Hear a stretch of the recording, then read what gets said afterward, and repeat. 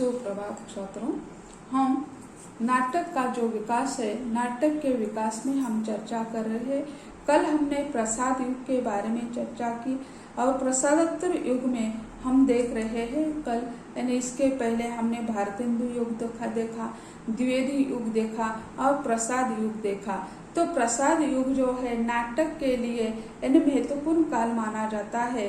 तो इसके लिए कहा जाता है कि यानी प्रसाद के जो नाटक है वह यानी प्रसाद के नाटक न तो दुखांत है न तो सुखांत है बल्कि प्रसादांत है। यानी उसके जो नाटक है प्रसाद जी के वह यानी आनंद देने वाले नाटक माने जाते हैं।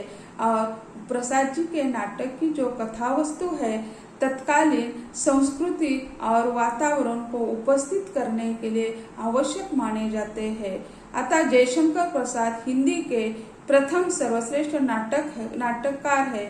इस युग में बेचैन शर्मा उग्र, गोविंद वल्लभ पंत, सेठ गोविंद दास आदि भी महत्वपूर्ण नाटककार माने जाते हैं।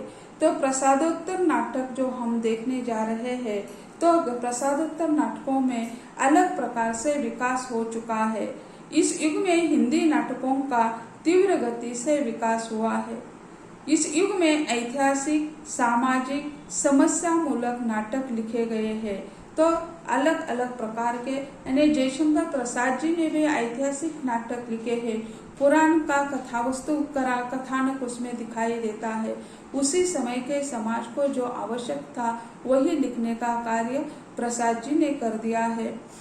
ऐतिहासिक नाटकों में इतिहास की घटनाएं, सांस्कृतिक वातावरण, मुस्लिम कालीन भारतीय इतिहास आदि को दिखाने का प्रयास किया गया है। इतिहास का उपयोग आदर्शों की स्थापना के लिए किया गया है। वृंदावन लाल वर्मा, हरि कृष्ण प्रेमी, उदय शंकर भट्ट, सेठ गोविंद दास आदि प्रमुख ऐतिहासिक नाटककार माने जाते हैं। यानी ऐतिहासिक जयशंकर प्रसाद जी ने भी लिखा, लेकिन इसके बाद में जो है ऐतिहासिक नाटक लिखने वाले में बहुत सारे लेखक हमें दिखाई देते हैं। हरि कृष्ण प्रेमी के नाटकों में राष्ट्रभक्ति, आत्मत्याग, बलिदान, हिंदू मुस्लिम एकता आदि भावों का अंकन हुआ है। यानी हरि कृष्ण प्रेमी जो है उनके नाटकों में हम देखते हैं तो राष्ट्रभक्ति दिखाई देती है, आत्मत्याग, बलिदान, हिंदू मुस्लिम एकता आदि भाव उसके यानी हरि कृष्ण प्रेमी के नाटकों में दिखाई देते हैं। वृंदावन वर्मा के नाटक जो है उन्होंने अपने नाटकों में झांसी की रानी, पूर्व की ओर, बीरबल, ललित विक्रम आदि उपन्यास लिखे हैं। तो झांसी की रानी ऐतिहासिक है, पूर्व की ओर और बीरबल और ललित विक्रम जो है ये ऐतिहासिक नाटक वृंदावनलाल वर्मा जी के माने जाते हैं। ऐतिहासिक नाटकों का स्थान दिया चंद्रगुप्त विद्यालंकृत अशोक, उदय शंकर भट्ट कृत मुक्तिपद, लक्ष्मी नारायण मिश्र कृत वत्सराज, विस्तता की लहरें, उपेंद्रनाथ अश्क कृत जय पराजय, चतुर्सेन शास्त्री को छत्रसाल आदि उल्लेखनीय यानी इसे प्रसादोत्तर नाटकों में यानी ऐतिहासिक नाटक माने जाते हैं। तो समस्या प्रधान नाटक कौन से हैं? तो ऐतिहासिक नाटक इस तरह के हैं, उसी तरह यानी कई समस्या प्रधान भी नाटक लिखे गए हैं। समस्या प्रधान नाटकों में हम देखते हैं समस्या यानी सामाजिक जो समस्या है उसके बारे में चर्चा करनी है। इन नाटकों पर प्रमुख रूप से इब्सन, बर्नार्ड शॉ आदि पाश्चात्य नाटककारों का प्रभाव दिखाई देता है। यानी पाश्चात्य नाटककारों का प्रभाव यानी समस्या प्रधान नाटकों पर दिखाई देता है। रोमांटिक नाटकों की प्रतिक्रिया स्वरूप पाश्चात्य नाटक के क्षेत्र में यथार्थवादी नाटकों का प्रचलन हुआ, जिनमें बाह्य द्वंद्व की अपेक्षा आंतरिक द्वंद्व का उद्घाटन अधिकतर हुआ है। यानी जैसे मनोवैज्ञानिक भी उसे कह सकते हैं कि अंतर आत्मा में जो द्वंद्व निर्माण होता है उसका चित्रण उसमें किया जाता है। इन नाटकों ने स्वगत कथन, गीत आदि का परित्याग कर इस वर्ग में मुख्यतः लक्ष्मी नारायण लाल के समस्या प्रधान नाटक आते हैं। यानी लक्ष्मी नारायण लाल जो है उन्होंने समस्या प्रधान नाटक लिखे हैं। मनोवैज्ञानिक नाटक उसमें आ गए हैं, समस्या प्रधान और मनोवैज्ञानिक, इसमें कोई काफी अंतर दिखाई नहीं देता है। लक्ष्मी नारायण मिश्र जी ने हिंदी में समस्या प्रधान नाटकों का सूत्रपात किया। मनोवैज्ञानिक नाटकों में नारी और पुरुष के संबंध, स्त्री शिक्षा, प्रेम विवाह तथा मनोवैज्ञानिक समस्याओं का कलात्मक विश्लेषण है। मिश्र जी के लक्ष्मी नारायण मिश्र जी का सिंदूर की होली, राक्षस का मंदिर, सन्यासी आदि महत्वपूर्ण मनोवैज्ञानिक नाटक है। यानी सिंदूर की होली या मनोवैज्ञानिक लक्ष्मी नारायण मिश्र और लक्ष्मी नारायण लाल ये दोनों अलग अलग नाटककार माने जाते हैं। तो सामाजिक नाटक जो है, तो सामाजिक नाटकों में हम देखते हैं तो उपेंद्रनाथ अश्क, सेठ गोविंददास ये महत्वपूर्ण माने जाते हैं। तो सामाजिक नाटक जो है इसमें मध्यम वर्गीय समाज की समस्या, सामाजिक रूढ़ियां, बंधन, पारिवारिक जीवन, नारी स्वातंत्र्य, संयुक्त परिवार आदि का विवेचन इसमें होता है। यानी सेठ गोविंददास और उपेंद्रनाथ अश्क जी ने ऐसे सामाजिक समस्याओं पर आधारित बहुत सारे नाटक लिखे हुए हैं, जिसमें पारिवारिक जीवन का विघटन होता हुआ दिखाई देता है। पहले जो है हिंदुस्तान की संस्कृति में यानी संयुक्त परिवार महत्वपूर्ण माना जाता था, और संयुक्त परिवार के बाद आज एकल परिवार आ चुका है, जैसे उसे हम पोर्टेबल फैमिली कहते हैं। तो एकल परिवार में कैसे होता है और संयुक्त परिवार में कैसा होता है, इसका विवरण यानी इन दो लेखकों ने करने का प्रयत्न कर दिया है। उपेंद्रनाथ अश्क और सेठ गोविंददास आदि का सामाजिक समस्या प्रधान नाटकों के लेखन में महत्वपूर्ण योगदान रहा है। अश्क जी के नाटक है अलग अलग रास्ते, कैद, उड़ान, स्वर्ग की झलक, ऐसे उपेंद्रनाथ अश्क जी के नाटक माने जाते हैं। तो इसमें अलग अलग रास्ते यानी परिवार के लोग हैं, लेकिन एक ही परिवार में रहते हैं, लेकिन वे कैसे अपने अपने विचारों से चलते हैं। तो जो घर का जो मुखिया होता है उस पर किस प्रकार की जिम्मेदारी होती है और वह किस तरह कार्य करता है, इसका चित्रण है। और कैद है यानी परिवार के जो लोग हैं उन्हें कैद लगता है, और उड़ान है स्वर्ग की झलक। तो ऐसे उन्होंने सामाजिक नाटक उपेंद्रनाथ अश्क जी ने लिखे हैं।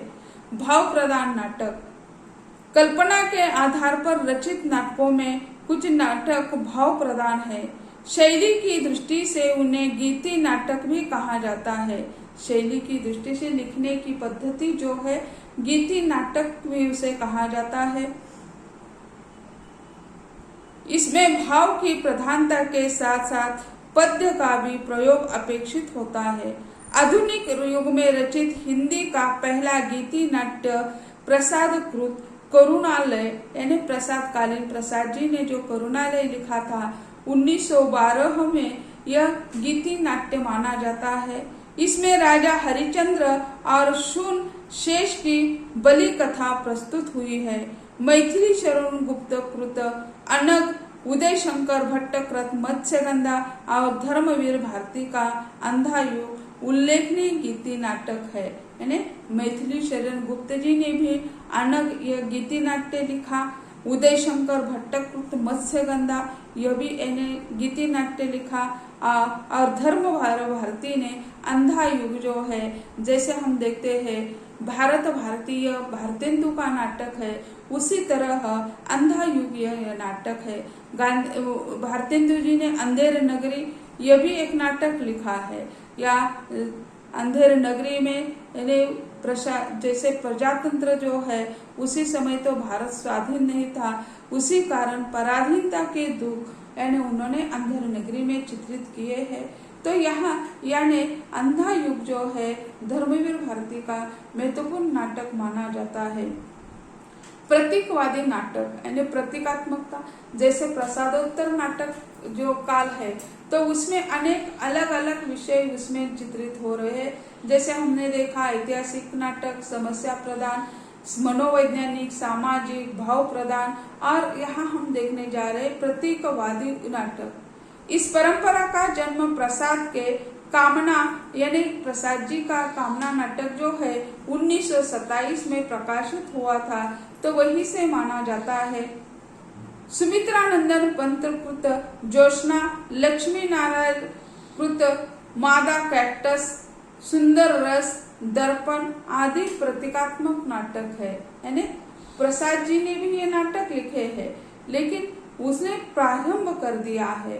और लक्ष्मी नारायण लाल कृत जो है मादा कैक्टस है, सुंदर रस है, दर्पण है, यह जो है वो प्रतीकात्मक नाटक है। और सुमित्रानंदन पंत जी का ज्योत्सना ये नाटक है वो प्रतीकात्मक प्रतीकवादी नाटक है।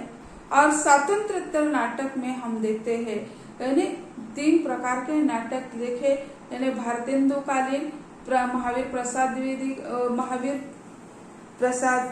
महावीर के कालीन, प्रसाद कालीन, प्रसादोत्तर, और 5वां जो प्रकार हम देखने जा रहे हैं वो स्वातंत्रोत्तर, स्वातंत्र मिलने के बाद यानी 1947 के बाद के जो नाटक है वह कैसे नाटक आ गए हैं। स्वातंत्रोत्तर नाटक, इस युग में नाटक साहित्य का तेजी से विकास हुआ, यानी 1947 के बाद नाटक विधा का विकास यानी बहुत द्रुत गति से हो गया है। नए लेखकों में नई दृष्टि, वस्तु और नए शिल्प का प्रयोग करते हुए नाटक साहित्य को विकसित किया। नाटक की प्रमुख धाराएं जो हम देखते हैं तो वो इस तरह है कि यानी सामाजिक, और जैसे हम देखते हैं सांस्कृतिक चेतना के नाटक, व्यक्तिवादी चेतना के नाटक और राजनीतिक चेतना के नाटक, ऐसे अलग अलग विधा उसमें दिखाई देती है। आजादी के बाद देश में भ्रष्टाचार फैलता गया तथा नई समस्याओं को जन्म देता गया।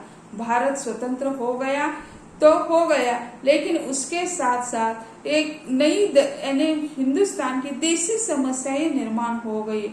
विदेशों को हमने तो यहाँ से भगाया, लेकिन देशी समस्या है, उन देशी समस्याओं से आज हम जूझ रहे हैं, उससे हम कभी निपटेंगे या उससे वह समस्या है हमें कभी छोड़कर चली जाएगी, इसके बारे में हम कोई चर्चा नहीं कर सकते हैं।